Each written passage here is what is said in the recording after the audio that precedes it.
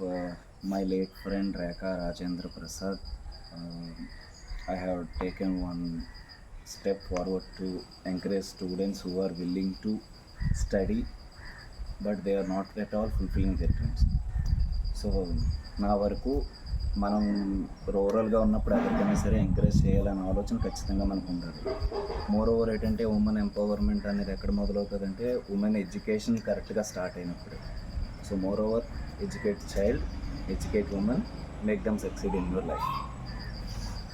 ఇంద్రా, నేను ఎన్ని తిట్టేసినా ఎన్ని చెప్పినా అర్థమవుతుందా? ఫస్ట్ ఇప్పుడు నర్సింగ్ ఫీల్డ్ అంటే నా ఫ్రెండ్స్ అందరూ చాలామంది చేశారు.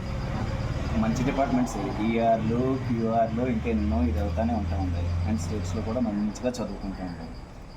నువ్వు నన్ను మర్చిపోయినా ఇబ్బంది లేదు. నాన్నని మర్చిపోకు, అమ్మని మర్చిపోకు, మంచిగా చదువుకో.